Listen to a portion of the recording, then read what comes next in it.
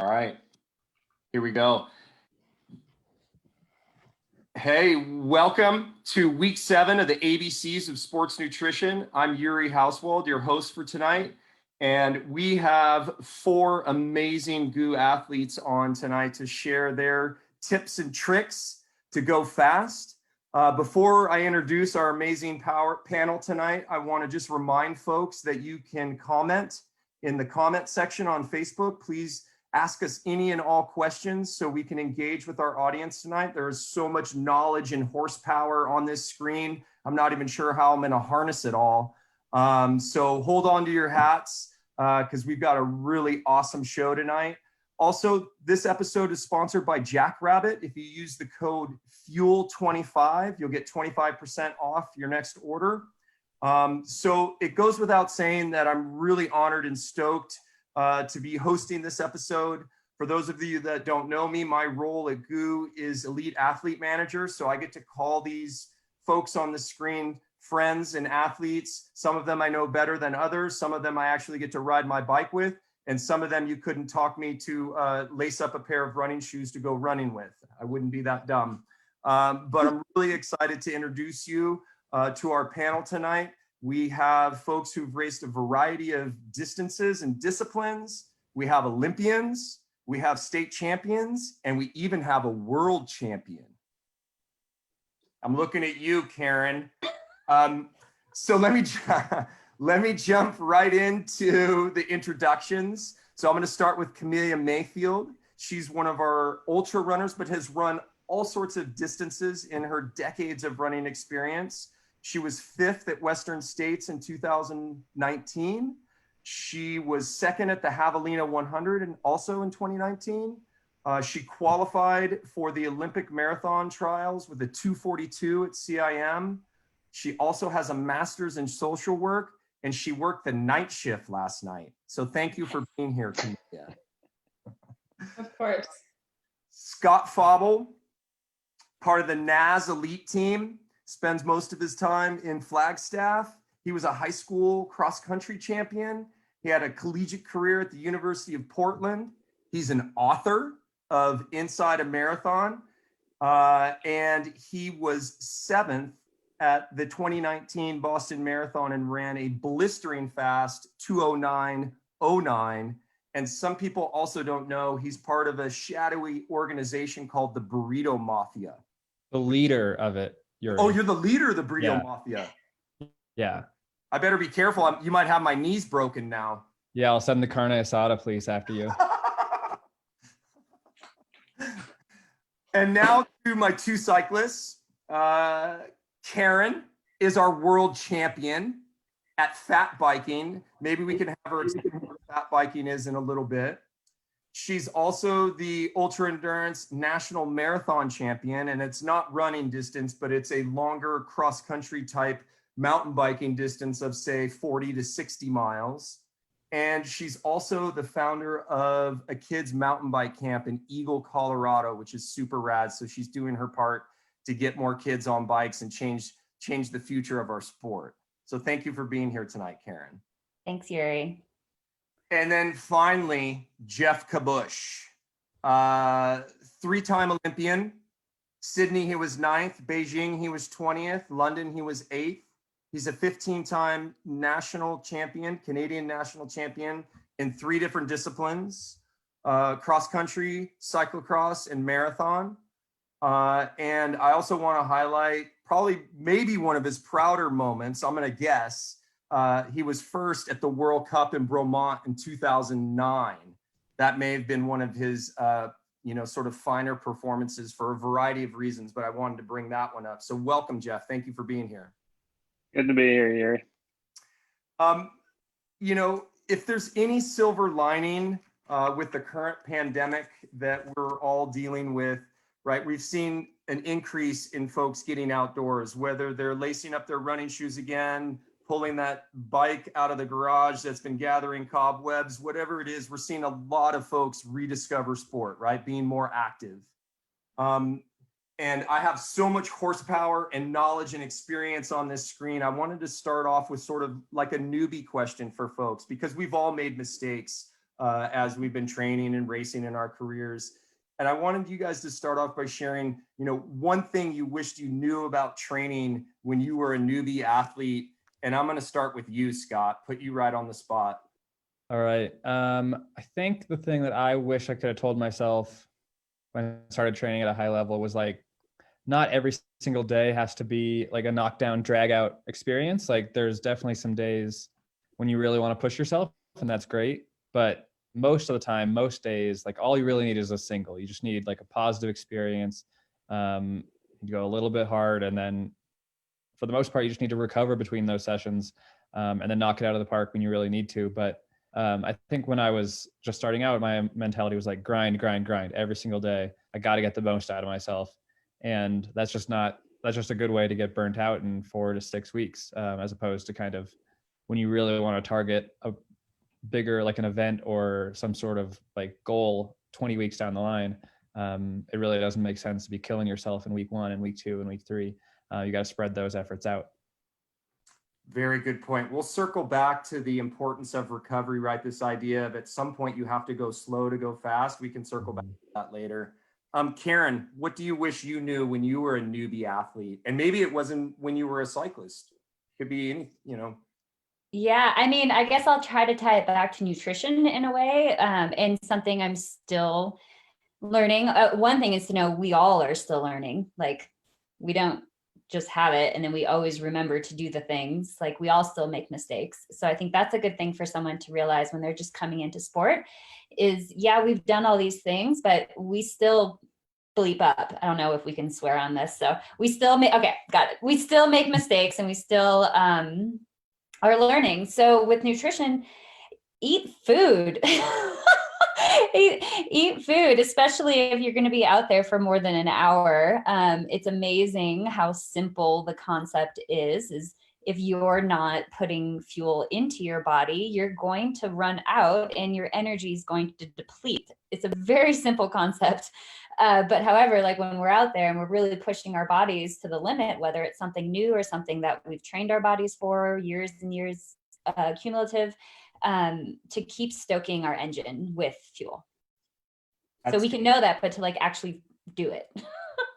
Excellent reminder, because a newbie might just think they have enough glycogen stored right in their body to go out and work out indefinitely, but we do need to be constantly putting fuel in, particularly if you're going longer than an hour, hour and a half. And especially if you're learning a new skill, because you're actually taxing your system more than if your body's a little bit more efficient at it. Like if you think like the first time you learned how to like Nordic ski or something that's pretty highly technical, if you're pretty inefficient at it, you're going to burn through your fuel faster. So to know, like, just to know where you're at, and just to have reserves with you in case that happens so you don't bonk. Very good point. Nobody wants to bonk. We've all done it. Yeah, we've all done it. All right, your turn, Camellia. What do you wish you would have known when in your younger self? Yeah, well, I definitely was thinking along the same lines as Scott, where just having recovery is really important, especially like she was saying, it's like you are not as efficient, and so it's really challenging at first. And so especially like with running, it's sometimes harder to go in that lower intensity zone because maybe just going like 12-minute pace on the roads is difficult at this point. And so really taking some time in between those hard activities to go for walks, cross train, do something that's exciting in other ways, because it should be fun. and going back to kind of my newbie days, like, I mean, I ran cross country and track in middle school and high school, and that's why I kept going, was because it was fun.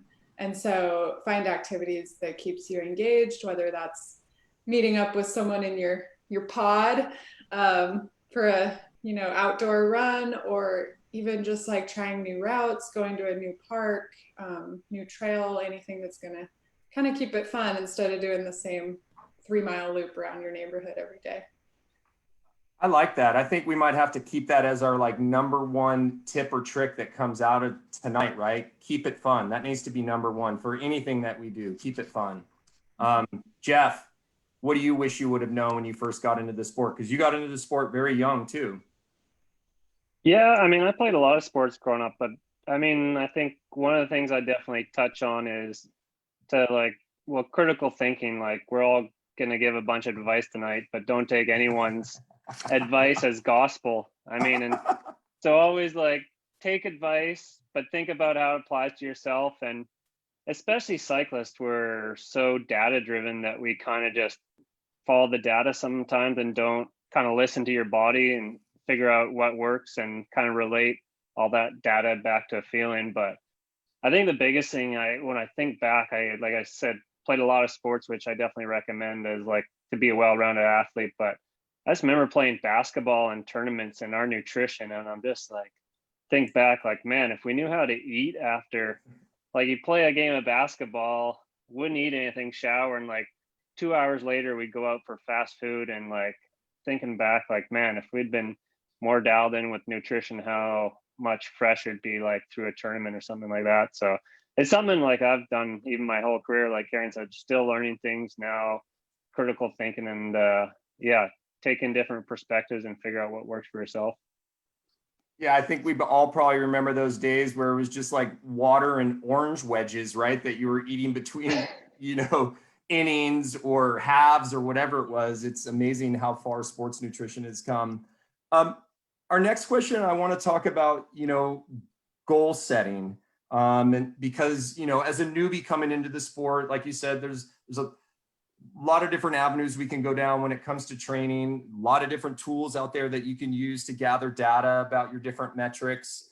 I want to talk first about like how you guys go about setting goals. And I think when we do that, we want to think about, our identifying our strengths and weaknesses, because we always want to, try to, train our weaknesses if we can and highlight our strengths when we can. So Scott, I'm going to throw this question at you first. How do you sort of lay out your training? I know this is a really broad question that could lead to like discussions about periodization and other things, but when you look at a season, what factors do you take into consideration about yourself and some of your goals for the year? And I know this is an odd year too for us to be having this conversation. Very odd year. Yeah, I guess in like a typical year when we have like big events to lead up to, I kind of find the event that is the most important to me, and then I base my season around that. So generally that's a race like the New York City Marathon or the Boston Marathon. This last year is the Olympic trials.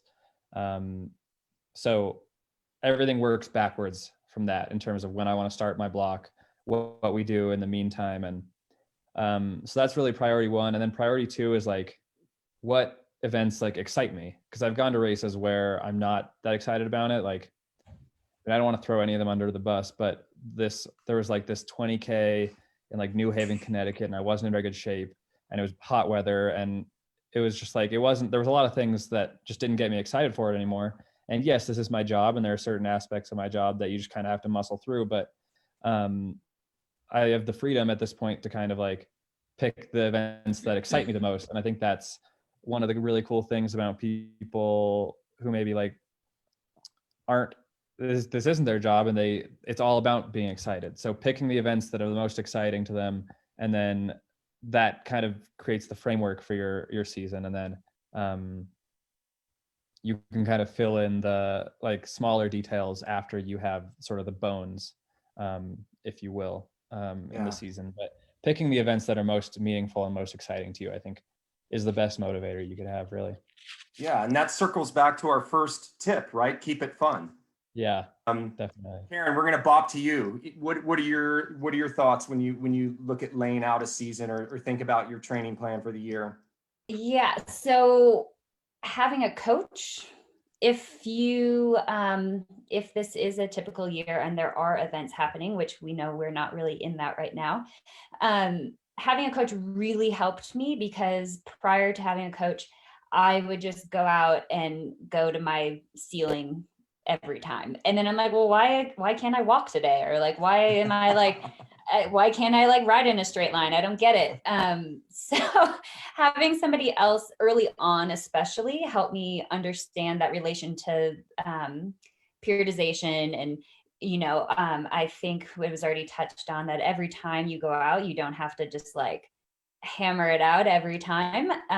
But it's a consistency of good days that are going to lead up to whatever those A races are. And then on a typical year, I'd have my list of events and then I would rank them, an A race, B race, and a C race. And to really understand that like all your races can't be A races, and that's okay. And obviously everything should be really fun. And typically those A races always lead up to the most fun ones. So. Yeah. Quick show of hands. How many people on this screen work with a coach currently? So 2. Yeah. I've gone in and out over my career working with a coach. I rode for years the quantity over quality, and then realized that if I wanted to see an improvement, it was going to take a coach and some structure, and that made a huge difference. But I bounced away from that. Jeff, have you ever worked with a coach, or are you self-trained? Yeah, no, for a long time I did, but I had some, like I said, I had some really good coaches that were almost more mentors, and they really taught me why I was doing everything in my training, which really I encourage because it gives you that flexibility. Your coach can't be there every single day, so if you understand what you're doing, you can adjust based on how your life is changing. Can you maybe just highlight for folks like how you lay out a year? Because one of your hashtags, since we've talked about the number one tip, right, is to keep it fun. One of your hashtags, if people follow you, is keep riding until the fun stops. And the fun obviously hasn't stopped yet for you. So when you're looking at a year, how do you lay out your training and planning? Yeah, I mean, it's kind of evolved for sure. Now I'm 40 something, getting older. But for me, it's still, really important to kind of lay out the season just for mental consistency. And like, I race so many different disciplines. I could race every weekend, but I have to be really kind of honest with myself and my body to space out those kind of blocks of racing so my body can recover, because it's no fun going to races when you're just beat down and not motivated and ready to go. But I think a big thing is like laying out your season mentally.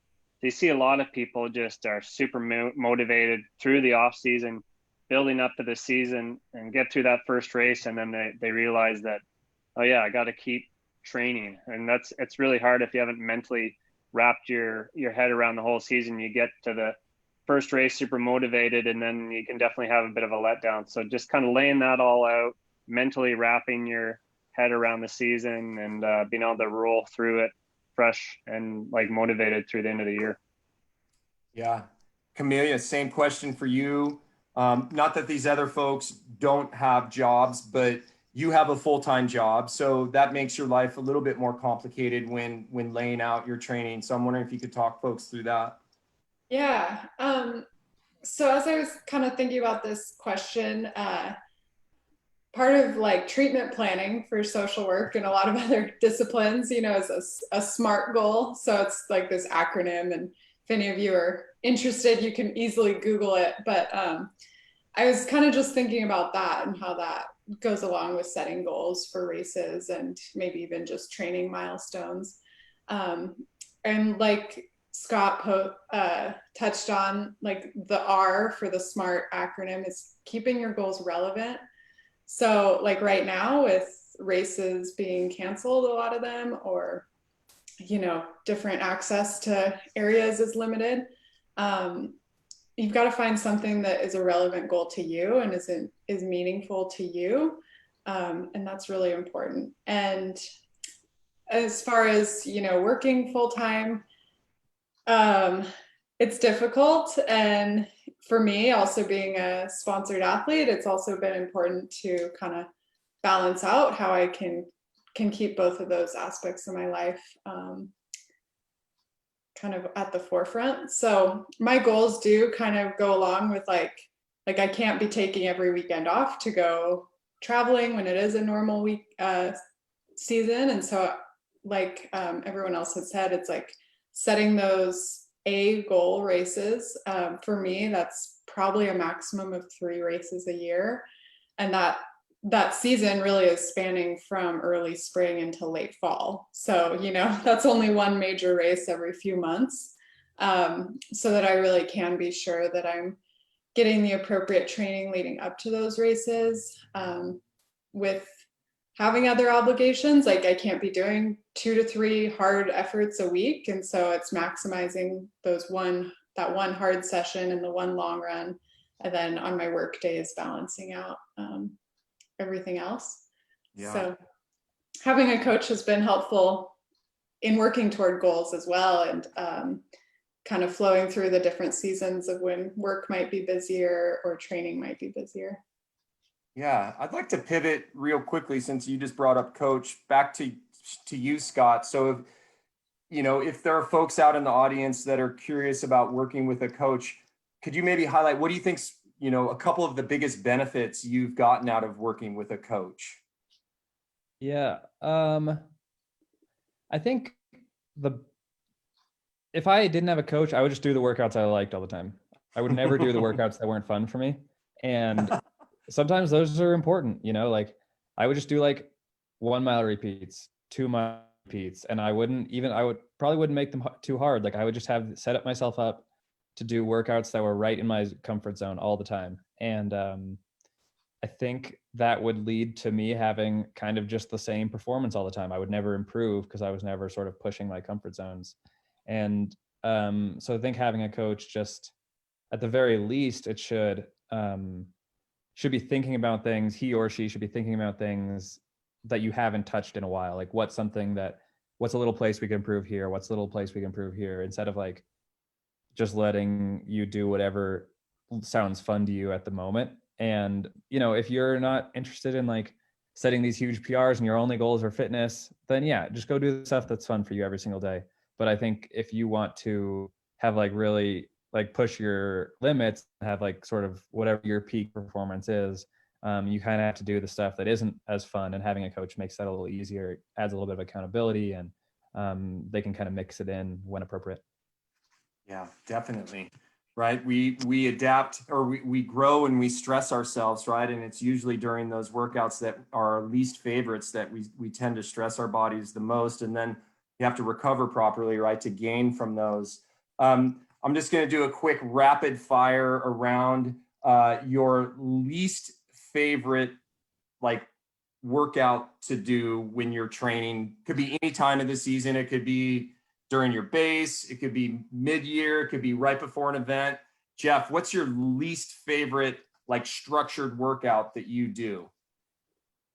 Luckily I don't do too many anymore, but at least I appreciate your honesty.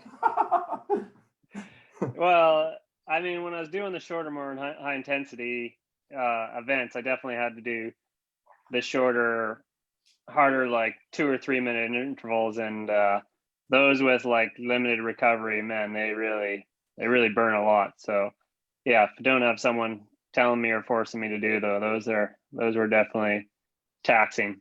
Coming home just thrashed. Yeah. Karen, your turn. Oh man. I mean, I also haven't been training in quite some time with COVID, but and injury last year, but I loved the shorter intense intervals, which is funny because I actually race longer distance, and I love if I could just ride like sweet spot almost every day. What I don't like, and I would get forced to do, which is always beneficial, freaking 3x20s at threshold for some reason. I just never loved them. I mean, I did them and they're very effective, but I wouldn't do them unless I had a coach telling me to do them. Can you describe for our audience, in case I'm not familiar with what a 3x20 at threshold is, just so they know? Yeah, so a 3x20 is repeated 3x20 minutes, typically on like a sustained hill, pushing your threshold power or heart rate or however you're training. So your threshold is like what you can sustain realistically for like an hour. And those that in that 20 minutes, you're trying to push a little above that you're just trying to like play with the threshold of your threshold. And I don't love that, but I do it. Scott. That's how you get faster. Yeah, it is how you get faster. There, yeah. Scott, what's your least favorite? I don't like max reps. So like all out 400s or all out 300s. I'm just not very good at them. And then I don't feel very good afterwards. So I don't like them at all. Like I don't know. I get smoked by my teammates. They get younger every year and I just get ripped. And so I don't like them at all. I like winning things. So yeah, I don't want to do them. I appreciate the honesty on this panel. This is great. What about you, Camellia? And you know what else I want to, well, we'll talk about this afterwards because all of you have done a bunch of different distances in your careers too. And there's different ways that you train for longer and shorter stuff. So we'll get to that. But Camellia, what about you? What's your least favorite workout? I would have to say pretty much any like long marathon workout on the road. Kind of like Karen was saying, like those long sustained tempos where you're just out there for like 2 hours grinding. And mainly like I'm fine doing that on the trail, but for some reason when cars are like flying past and you're just like on the road, it definitely takes a toll on me. But the real workout that I'm supposed to do, 2 to 3 times a week is my physical therapy exercises. And I hate them. And it's like totally a mindset I need to change, but it's like every time I'm like, okay, what else can I do to not have to do this? That's a good point. I forgot about those. I don't like those either. And I think some of it's because we're in the like competitive like athlete mindset. And so doing like multiple reps of like exercises without weight and like without really like getting my heart rate super high, I'm like, oh, what's the point? But it does pay off long term. Mm-hmm. So I'm going to use this to pivot because would you consider yourself more of an ultra runner, I think, right? I mean, the longer distances suit you better. So I find it sort of funny that you don't like the longer marathon training, but you'll go out and run 100 miles on the trail. Jeff, you started your career sort of shorter XC and now have migrated to longer events. Scott, you have done a whole bunch of different distances in your career, but marathon sort of seems to be where you're at now. And same with you, Karen. You've done a whole range of disciplines as well. So you've all had to train your bodies to adapt. And Jeff, what was the hardest transition for you to go from being, a shorter distance mountain biker to a longer distance mountain bike or, gravel racer or whatever you want to call yourself?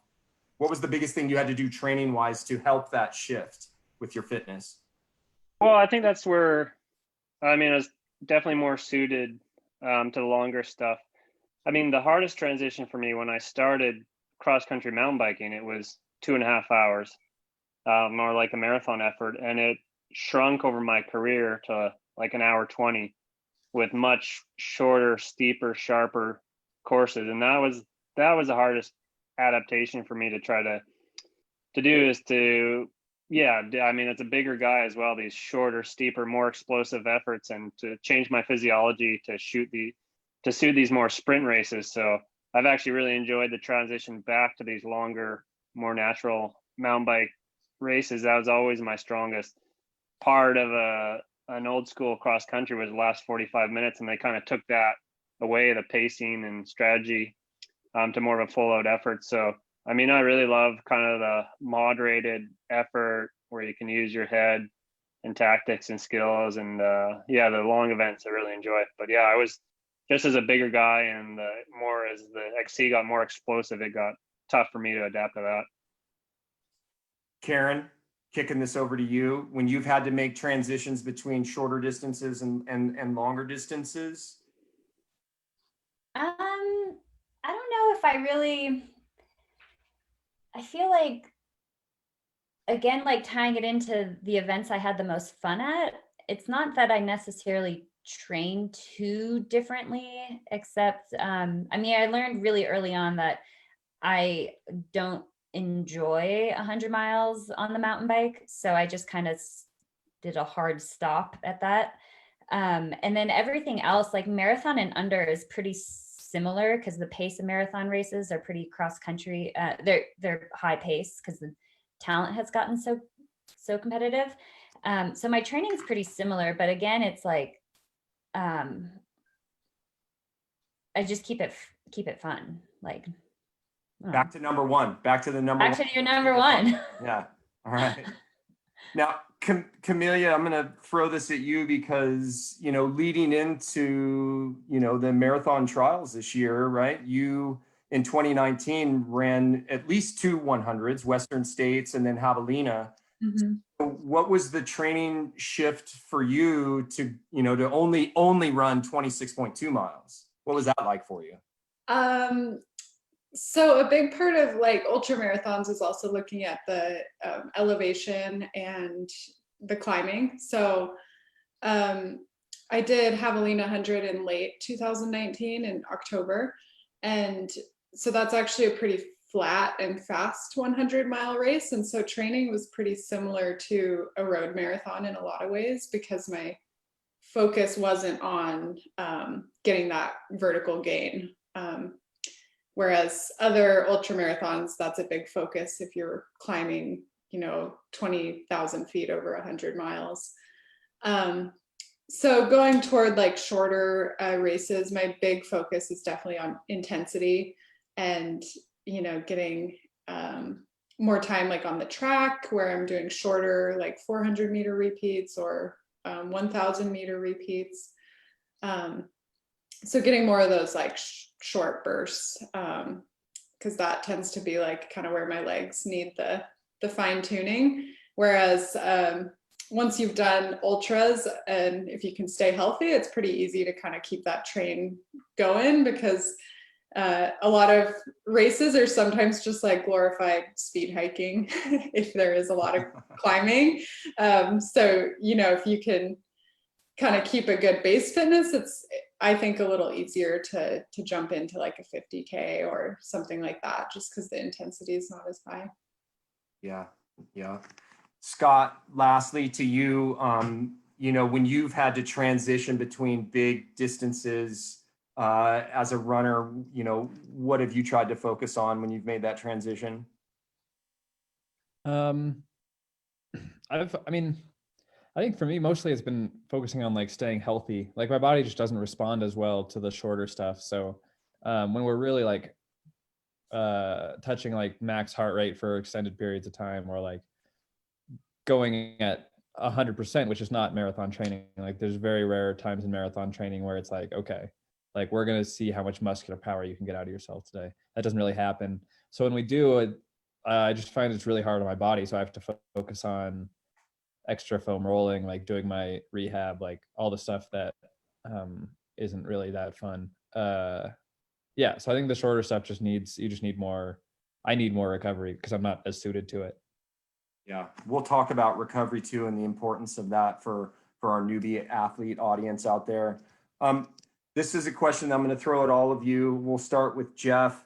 So if this were a normal year, and let's say you were, you know, leading up to possibly your A race, what would a typical training week look like for you? I mean, if you could break it down for folks out there to understand, you know, like how many hard days, how many easy days, like hours, just a brief snippet of what a training week, a typical training week might look like for you on the bike.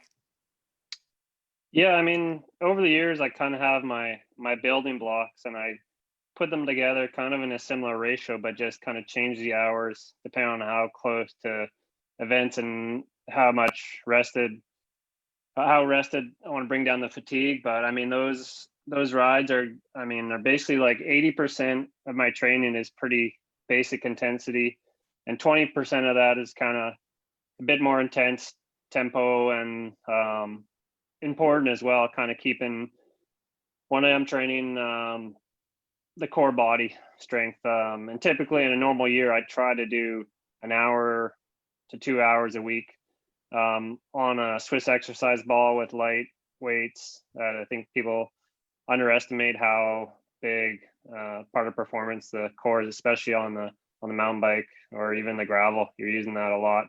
A lot of that is just long rides, kind of 3 to 5 hour long rides. Much more than that, I don't really see the benefit. And I like to do one of Karen's least favorite workouts a lot, 20 minutes kind of tempo, but just hard. I like but tempo. I just don't like threshold. Yeah. But I see a lot of benefits from that. My body never responded to those kind of shorter 2 or 3 minute efforts. And I saw the most benefit from those kind of tempo threshold, a lot of different terminology people use for that. That's one of the major building blocks for the intensity for me. And then for sure, some really shorter fine tuning stuff to work on the high intensity and the recovery from that. But I mean, my off season, the big hour weeks are, still only 20, 25. I found like pushing more than that was a bit just junk hours. But if I'm racing and traveling, it'll be 10 to 12 hours. So it's really kind of that kind of bandwidth, kind of 10 to 25 hours, and just depending on the fatigue. And yeah, as I'm getting older, I definitely have to put in a few more rest days and really wait for my body to come around and get that feeling that I'm ready to go again. Are you using a heart rate or power meter to gauge your efforts to see where you're at? I have I used the both. I mean, in conjunction with the body feeling. I think, like I said, the data is really important, but you have to kind of correlate that with how your body's feeling, especially like I go back and forth to altitude a lot, where you definitely need to listen to your body even more. But definitely, yeah, listening to the heart rate, especially, when you see it really kind of not going up or struggling to get your heart rate up is, really a sign that I need to tone things back and make sure I'm freshened up, especially as I come into an important race. Yeah. Camellia, your turn. Typical training week in a usual year. So I think runners are kind of blessed in terms of we can't do 25 hours a week. So, I think maximum like maybe 12 hours a week. That's like peak leading up to a 100-mile race. But usually I will take like Mondays is an easy or rest day. Tuesdays, easy run. Wednesday is my work, kind of started my work week. So I'll do like a longer effort or long trail run before I start my work week. Since I do work in the evenings, I can usually squeeze that in. During my work week, I just do a couple kind of shorter intensity days just to feel kind of normal.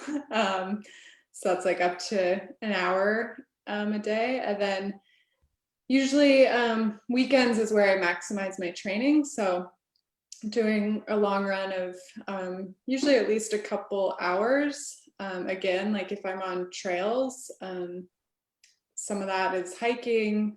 On really long days, it's low intensity. So like leading up to 100, I think the maximum that I'll do is like a 7-hour run, but that's only really like once in the training cycle leading up to that race.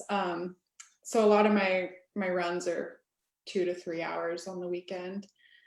So that's about it. Yeah. Karen, your turn. A typical, Yeah. It depends on like the season too. So like typically we're really racing by March. Yep. So the winter is where like my max is like 20 hours of base training. And then I try to focus a lot on strength work. I'm not a big person, I'm kind of a smaller person. So I need to like really try to increase my strength so I can prevent injury and just cultivate as much power as I can. So I'm in the gym like 8 hours a week in the winter, which I love, which is fun to do something different, especially I live in Colorado. So I don't love being indoors, but doing strength work, it makes it kind of more fun. And then my winter training, I really just try to mix it up so I can stay outdoors. So I Nordic ski, I do a little bit of skimo, I fat bike. And fat. Can so you fat explain bike, what fat biking is? Sorry, in case people don't know, because it's so fun. yeah. It's Tell us what so fat biking silly. is really quickly. Yeah. Yeah, so there's no way you can take yourself seriously when you're on a fake fat bike. So that's just like step one. And you're on these like 5-inch tires, so ginormous like balloon tires on typically a rigid frame.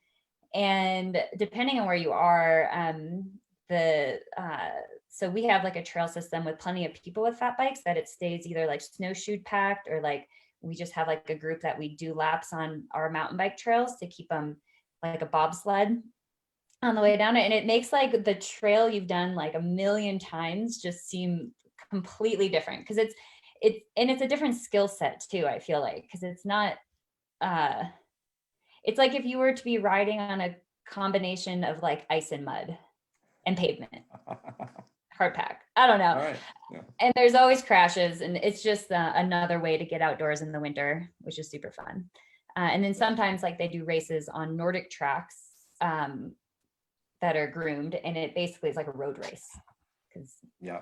and then like conditions change, and like with gravel racing, everyone's like asking what their air pressures are, or like it's just kind of fun. So there's that. So I like to just mix it up to make sure, again, like I'm staying outside and I'm creating a good base. And then just like Jeff said, like as you lead into a race, you want to bring your fatigue down, especially in endurance sport. Like we all love being outside riding our bikes for hours and hours, but leading up to a big race, you can't come in off a 20-hour week, or even like maybe I'll do like 10 hours leading up to a race, making sure like 2 days before the race you take completely off the bike, and then the day before the race you do openers, which you practice your warm up, and then you just like touch on some like shorter efforts to kind of freshen the legs up a little bit, so you don't feel super dull that next day. But there's a lot of variables as to what goes into training, because it depends on what you're training for, when your big races are, and then just also, again, bring it back to having fun, like making sure you're not being so robotic in everything you're doing, and you're still connecting to the outdoors and hanging out with your friends, and learning new things. Like I'm learning how to jump right now, which is scary, but really fun. Jump on your like, bike. Yeah. like gap jumps. Yeah. So like in my mind, I'm like Tawny Seagrave, like whipping it, and like really I'm just like barely making it over the gap. Yeah. So Scott, walk us through your week. Yeah, I'm on a 2-week cycle. I would say most weeks of the year. So we go Tuesday, kind of a longer workout.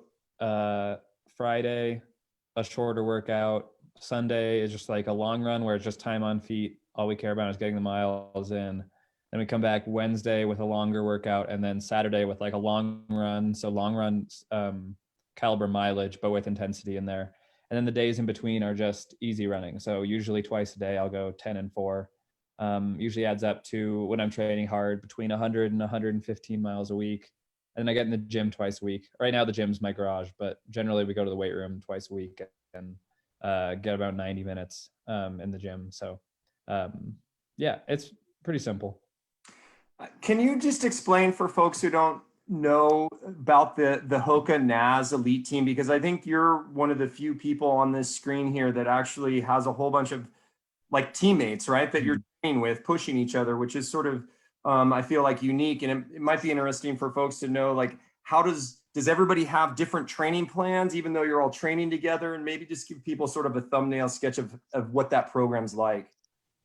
Yeah, we're really lucky. We've got, man, I don't know the total number because we just added 2 people, but we haven't announced it. So it's like either 12 to 14 athletes right now, half women, half men. One of my teammates won the Olympic trials marathon down in Atlanta, Alafine Tulyamuk. She's a wonderful person. And it's good to have, it's great to have teammates.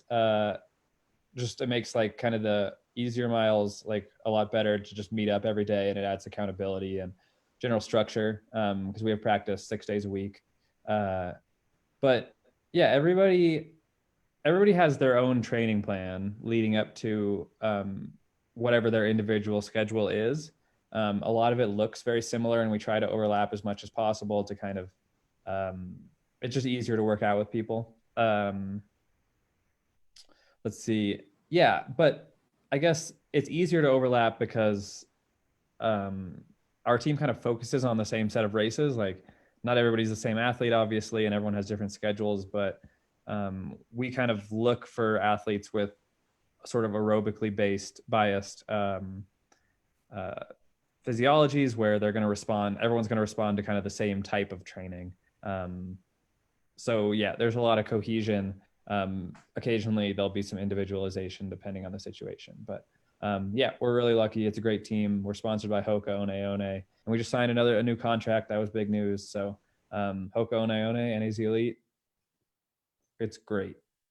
That's awesome. And if we have time at the end, I'm going to circle back because I just saw something in the Twitter sphere that you guys just dropped. If we're allowed to announce that, but we could circle back. I will also say that I watch your workouts from afar, and I hurt just watching them, you and your team working out. So it looks really painful. I mean, I watched a little bit about the Dirty Kanza the other day, Yuri. So, you know, if we want to talk about mutual right back at you. Right back at you. So we only have about 15 minutes left, and we said we'd arm people right with some takeaways, tips, tricks. So I'm gonna go around the room here, you know, sharing, you know, one tip or trick about getting faster, whether it's strength training, intervals, diet, more sleep, base miles, whatever it is. If you had to choose like one thing that our audience might be able to take away that would help them go faster for whatever they're training for, let's do that right now. And I'm going to put you on the spot, Camellia, first. All right. As we touched on kind of at the beginning of this hour, recovery is definitely the takeaway that I want to stress. Taking those in-between days at lower intensity, whether that's cross training or going for walks, walking the dog, running after your kids, like whatever that is, to stay active, but also feel like you can enter the next workout fresh. And also along with that, like recovery, you know, it's not just the workout intensity, but it's your nutrition. Are you able to eat good meals that are going to help your body recover with fruits and vegetables and whole grains, all that good stuff? If you're someone who's prone to injury, like I feel like I'm an injury prone person, just with kind of how my body's built. Like, I mean, it's not necessarily healthy to be running 100 miles. And so getting those referrals to see a physical therapist and strengthen the areas that you need to work on. And also just keeping in touch with like, what is your stress level? Because that plays into recovery. You know, we know that cortisol is huge in recovery. So if you have got a stressful work week, if you're not sleeping, if you're noticing like anxiety is high, those are all factors that maybe your training needs to take a back seat, or maybe seeking professional help on that side of things and prioritizing where you want your effort to go. Yeah, I mean, you touched on something, right? The current pandemic, I think, has increased everyone's anxiety and stress levels for multiple of reasons. We're all facing adversity in different ways in our life, whether it's homeschooling, loss of a job, so many different factors affecting our stress levels these days. So for sure, being cognizant of that is really, really important. Jeff, what's your one tip or trick for folks out there? Well, I think it's, important to say that there's no silver bullet when it comes to performance. There's no like one food or one workout. It really is just, consistent hard work. And yeah, the biggest red flag I see is when an athlete thinks they kind of know it all and stop taking advice and learning. So it's, always working on yourself as an athlete, consistency. Yeah, whether it's learning about food or recovery, and always progressing, trying to get better. And for sure, that recovery bit, it's way better to take an extra day off than to push one day too much. You got to really listen to your body to keep that momentum going forward. Excellent point. Karen, I keeping think it it's- fun. Besides the that? number one, keeping it fun. Ah! What do you got? Yeah. Well, I just think it's important to really stress home that you're not going to be fast at something you don't enjoy doing. Like if you're like, oh, I want to be super fast at cross country, but you're like dreading going out and doing it every day, maybe you should choose something else. Or maybe you should look at like what does light you up, and what, like, even myself, like as my career has kind of unfolded, like I realized that like I am faster in gravel because I feel like I feed off the energy of the group, and it like uses my brain more, and it just, and you evolve and you change as an athlete. So to follow that and not be afraid to try something new, versus getting stuck down the same rabbit hole and just staying plateaued. And that goes for everything in life, right? Like, don't be afraid to go after what lights you up. You'll be faster. Right? Yeah, I mean, I feel like all of us, we all make the most growth when we challenge ourselves, right? Try new things. Mhm. That sort of goes back to the whole physiological question too, right? When we stress our muscles, right, and then recover properly, we make the most physical gains. And don't train a race when you're sick. There's I'm always shocked, like how many people will be like, oh, I pushed through this 7-day stage race and I had bronchitis. I'm like, you're an idiot. Like, what are you doing? And especially now in like the COVID, like it's, our health is so important. Like, why would you risk setting yourself so far back just for this one event or just for this one workout when, and I think Jeff talked about it a lot too, just being really in tune with your body and knowing when it really, it's not worth pushing those numbers. Like, chill out. Yeah, that's another good reminder. Yeah. Awesome. Scott, what have you got? I guess I would say taking the long view. It's kind of, we've touched on a lot of different parts of this with recovery and doing what you love, but like, you got to know it's not going to happen overnight. Like if you've been putting in the training, and even if you've been working really, really hard, these gains, they're not like incremental in the sense that like 1 week you're a little bit better than the next week. It kind of like happens slowly and then all at once. And so not prioritizing this, like, I got to get better this week. I got to get better this week, and not sacrificing like the long-term gains that you're going to get from stacking months and months and years of like structured training, not sacrificing that sort of long-term gains for like, I need to be ready in a month. I need to be ready in a week. I need to be ready in 2 months. Like this is a lifelong pursuit, and sort of keeping that in mind. And I'm by no means the best at that. Like I'm not a patient person, but having that sort of long-term view, I think is probably the best way to get better over the long term. This is all sage advice and so pertinent and relevant to our current time. We did have 2 questions come in while we were chatting, and they're both aimed at you, Jeff. Yeah. So Woody wants to know, when you played basketball, could you slam dunk? Oh man, my hands are not that big, so I've dunked once or twice in practice. Like I could dunk a volleyball no problem, but never in a game. I can barely touch the rim now, though. And the same person, and I'm sort of embarrassed to even say this, the same person was wondering who has the better sideburns between us. And that's hard to judge right now because we're not in person, but I mean, you got like the 3 o'clock going all over, so everything's just blurred together. Yeah, my time has come and gone. I had some glory days there with the mid-aughts, but now I'm just number one or all over. Dude, finally something I'm better than you at, like better sideburns. Jeez, it's about time. It's taken like a decade. I got some postcards from 2004, which could give you a run, but. All right. It has been my honor and pleasure to chat with you guys tonight and to share your vast experiences as athletes for our audience out there. Thank you so much for your time, for joining the 7th episode of the ABCs of Sports Nutrition with Goo. Just a reminder to people out in the audience, tonight was sponsored by Jackrabbit. And if you use the code FUEL25, you will get 25% off your next order. Oh, I know what I wanted to bring up. Scott, can we talk about what just launched, what I saw on Twitter before we got on? Tell us what's going on. We get to race. There is going to be a marathon, elite only marathon in Phoenix, December 19th or 20th. And it's really, really flat, really, really fast course, 50 men, 50 women.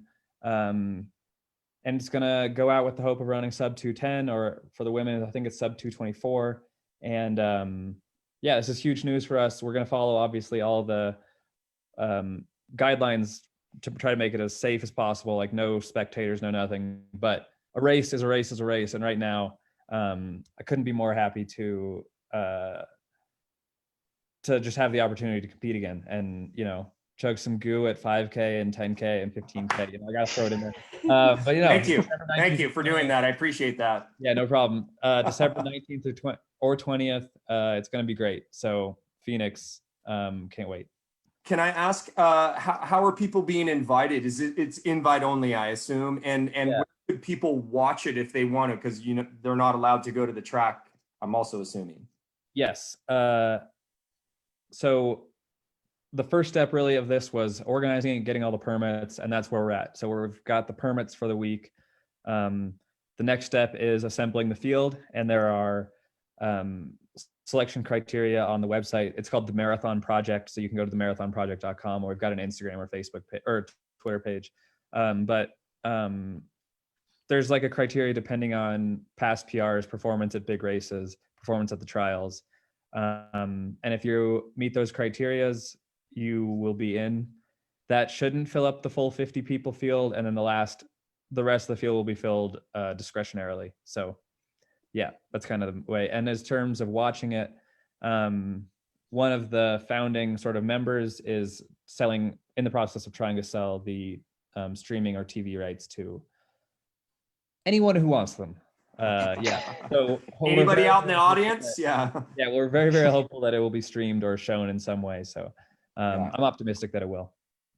That's super exciting. I mean, just since we've been talking about training, though, was that kind of like oh my God, I've got to get like fast by December now for you? I mean, but I assume you're always maintaining a high level of fitness, but now you actually have that goal on the horizon.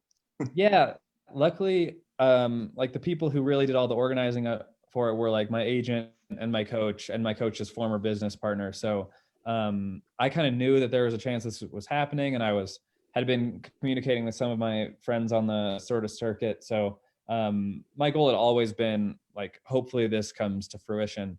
And I just came off a break, so I'm not in great shape right now, but I think we've got all of October, all of November, 3 weeks in December, plus one more week. And that's enough time. That's kind of the time that I want to have leading up to a marathon anyways. So yeah, now I got to get my butt in shape. Can't be slacking off like I did in some days in the quarantine. Remember to keep Karen's #1 rule. Just keep it fun. This is going to be fun. Yeah, it's going to be great. I can't wait.